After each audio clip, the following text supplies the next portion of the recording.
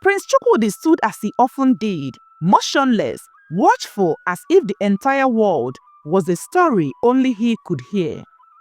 He was the only son of King Obidike, tall, handsome and broad-shouldered. But there was one thing the villagers whispered even more than his handsomeness. No one had ever heard the prince's voice. From the day he took his first breath, not a sound had escaped his lips, not a cry, a laugh, or even a cough. Some villagers said it's either a curse placed on the royal family before his birth, or he had chosen silence because he saw more than words could hold. Whatever the reason, he grew into a man whose silence spoke louder than any king's decree. The palace was his whole world. He rarely ventured beyond its high wall, and when he did, it was almost in the company of his closest friend, Ozo. The two had grown together from childhood, and Ozo alone seemed to understand the language of Chukwudi's eyes and hands. The village maidens adore him from afar. On the rare occasions he walked through the market square, they would drop their calabashes, their voices laden with rehearsed greetings. "Greetings, my prince," they would echo in chorus, hoping for a glance. Some would bow so low that their beads clattered. Others would smile shyly, hoping to catch his gaze. But the prince would only nod silently before walking on. He never lingered, never spoke, and never showed interest in any of them. It was not that the prince disliked women. No, his silence was not disdain. It was something else, something no one could quite name. And so, in Ifite, the silent prince became more than a man. He became a misery. Ozo was used to strange requests from the village girls, but the latest season brought a new wave of boldness. The first to come was Adeze, daughter of the wealthy palm wine tapper.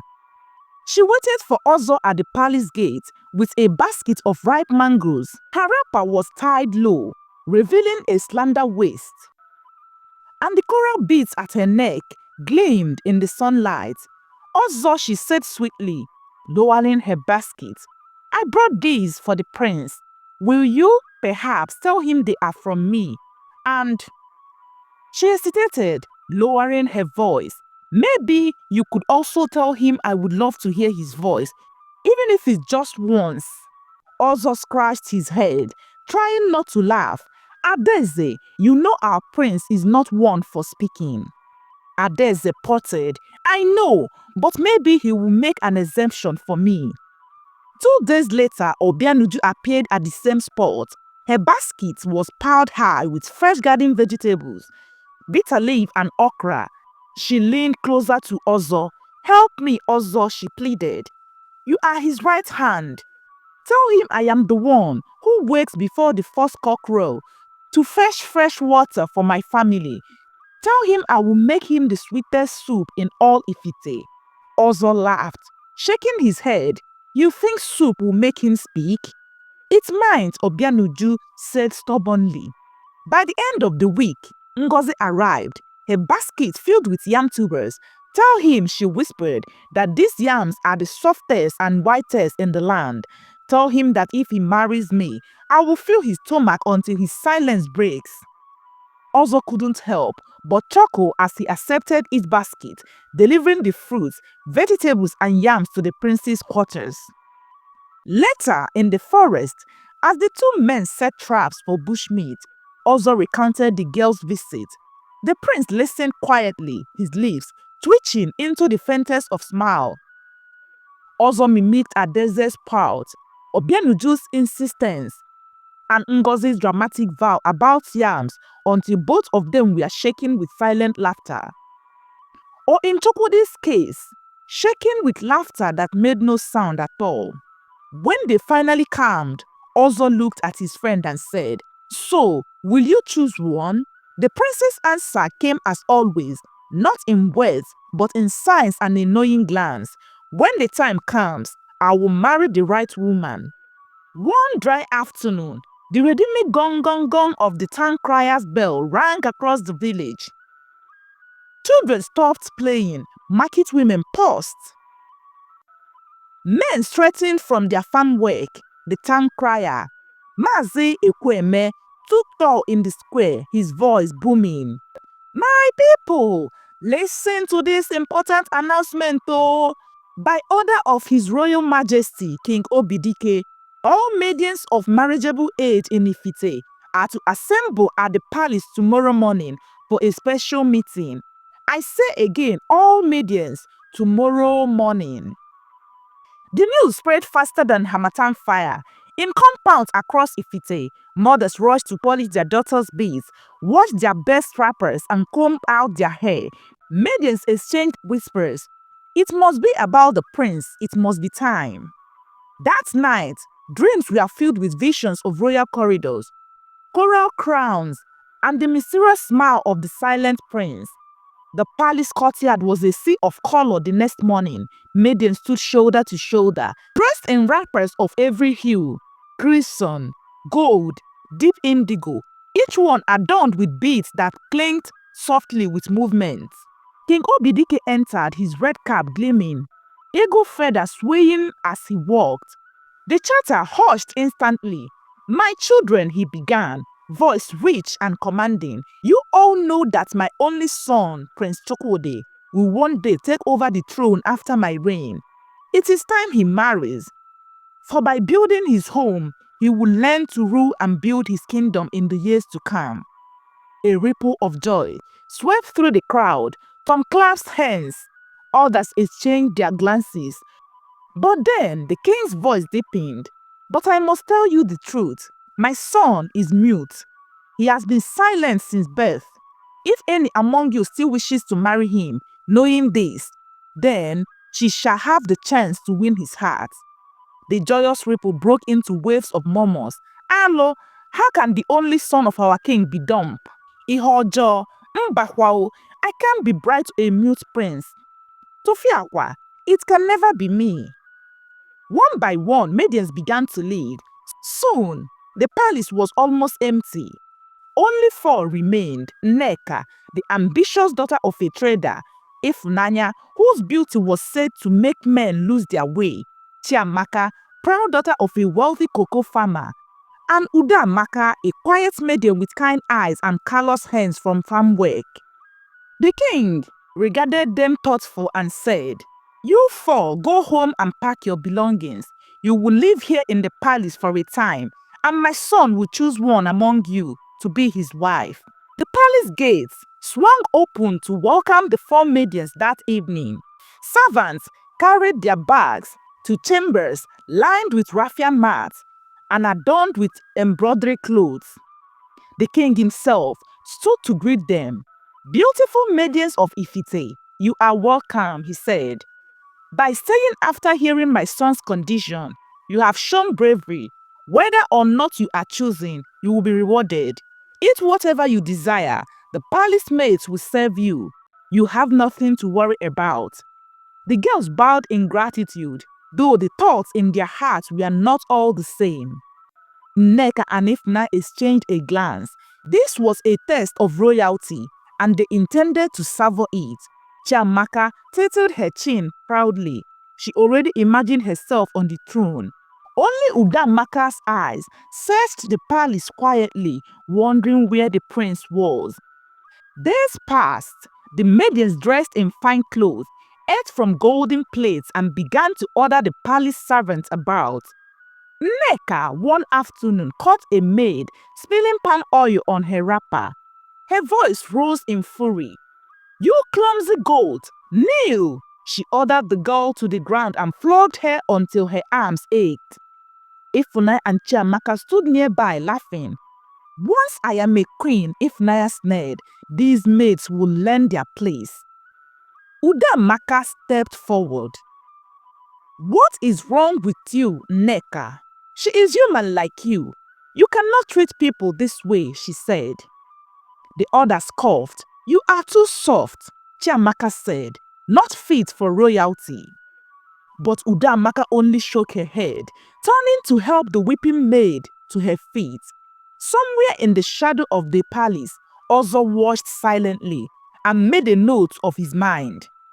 The days that followed in the palace began with flute music drifting through the corridors and ended with the scent of burning oil lamps under the evening moon. But beneath the surface of elegance, small tensions brewed. Nneka quickly developed a habit of walking through servant quarters with the air of a queen. She would click her tongue, demand water, or scold a maid for something as small as the way her head tie was knotted. If Nana joined her often, turning small criticism into a game, counting how many times they could make the palace maids cry before midday. Chiamaka was no different, but she took her pride in a quieter way. She avoided the servants altogether, except when she needed them to braid her hair or polish her ivory bracelets. She often sat in the open hall where the palace guards could see her, smiling just enough to hint she might one day be queen. Udamaka remained different. She helped the kitchen women carry water from the palace well, pounded yam alongside them, and even joined the younger palace children in games when she thought no one was watching. She did not seem to care about impressing anyone, least of all the prince, and Ozo took notice of that.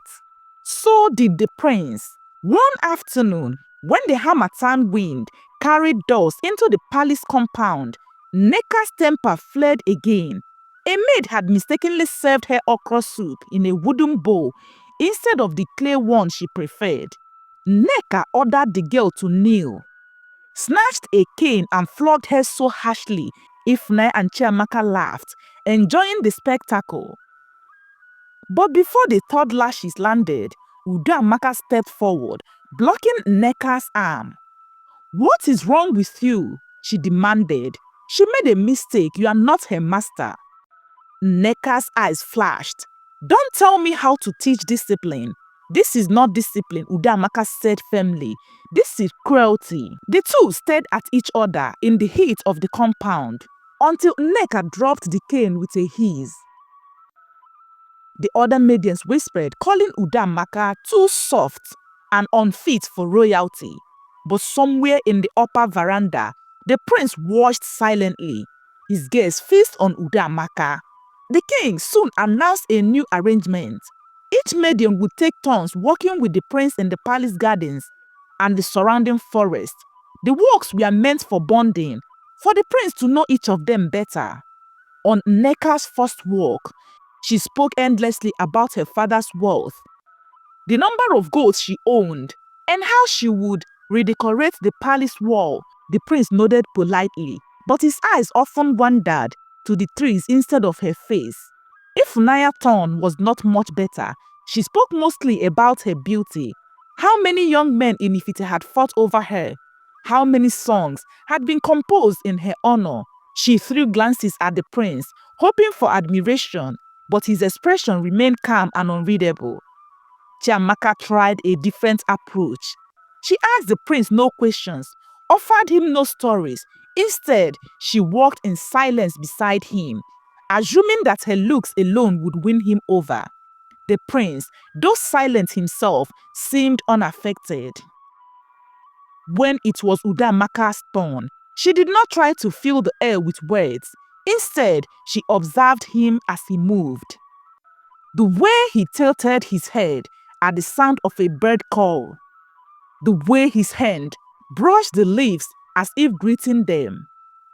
She pointed out a hidden snail under a leaf, and when he looked at her with a faint smile, she felt as though she had just passed an unspoken test. That evening, she found Ozo in the outer palace. "How have you been able to speak to the prince all these years when he does not speak back?" she asked. Ozo smiled. "Because I learned that his silence is not emptiness. It is a different kind of speech. You just have to listen with more than your eyes."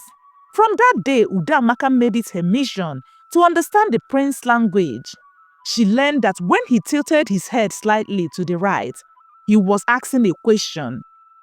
When his fingers tapped twice against his arm, he was amused. When his gaze dropped to the ground and stayed there, he was displeased.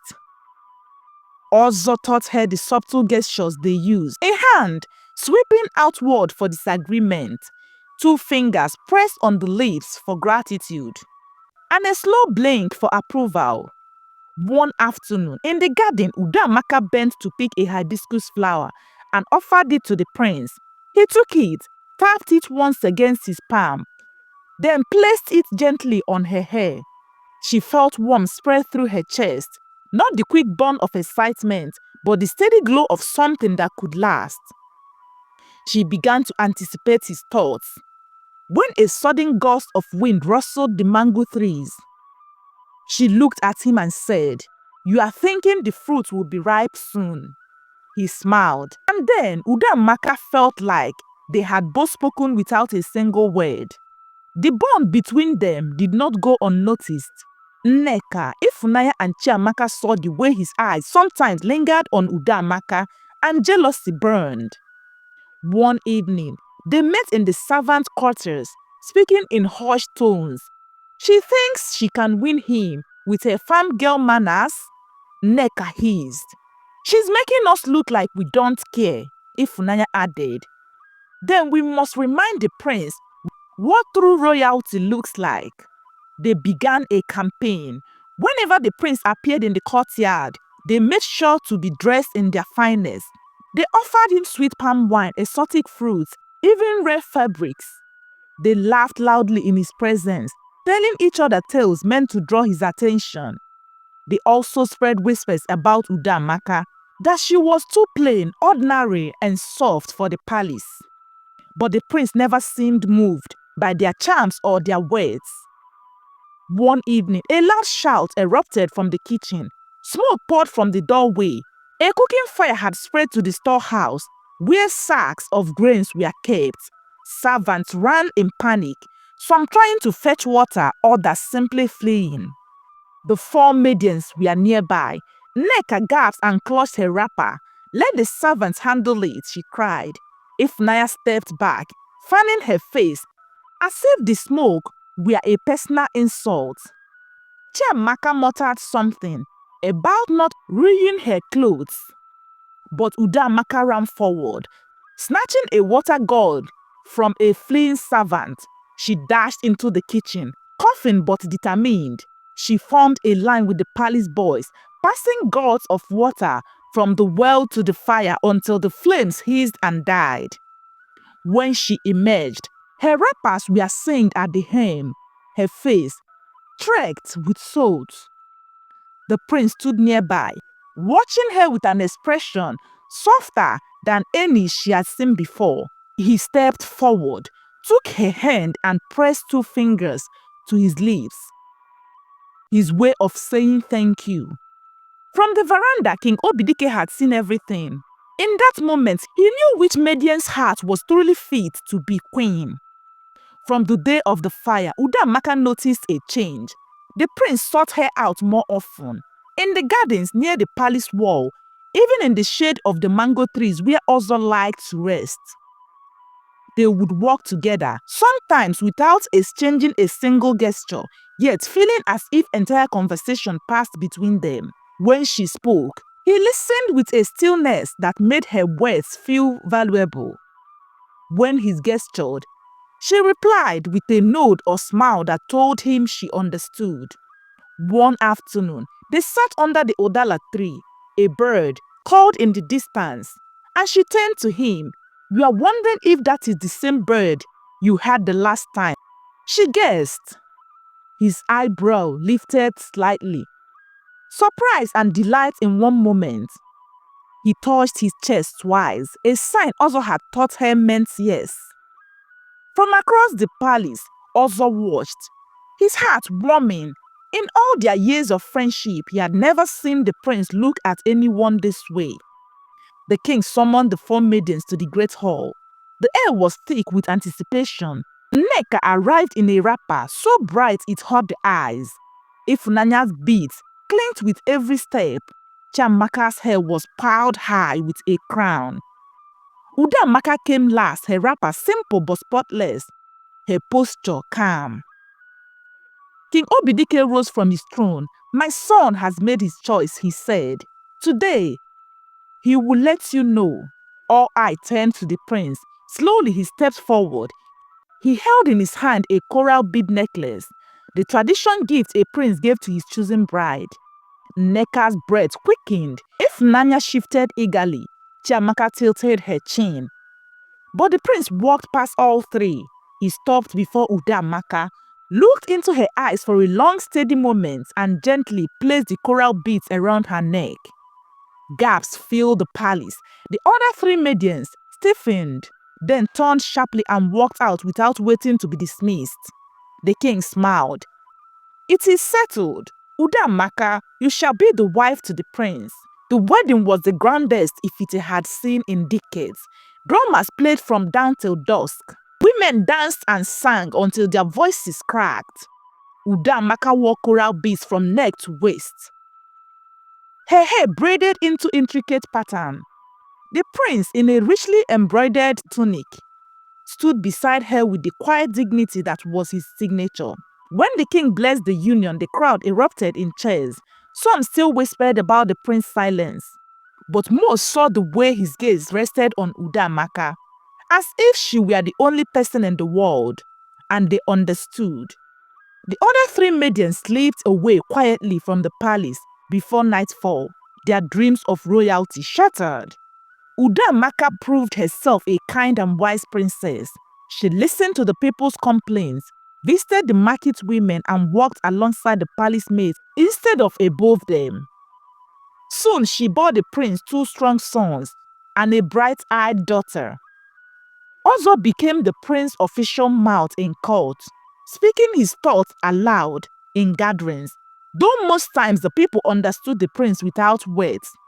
Under their guidance, the kingdom flourished, trade increased, disputes were settled quickly, and the people began to see that leadership was not in how loudly a man spoke, but in how wisely he acted. Years passed. When King Obidike's time came to join the ancestors, the crown passed to Prince Chukwudi. On the day of his coronation, the entire kingdom gathered, drums beat, flutes sang, and Ozo spoke the oath on behalf of his friend, whose silent nod sealed the promise. Udamaka stood beside him, her hand in his, their children at their feet. The people shared, not for their king, but for the love story they had all witnessed unfold. In the years that followed, King Chukwudi ruled with justice, kindness, and a patience that made his people feel heard, even when he never uttered a word. And so, in the history of Ifite, he was remembered not as the mute king, but as the king whose heart spoke louder than any voice.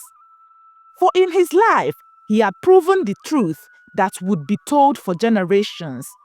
Sometimes, the greatest love stories are written in silence.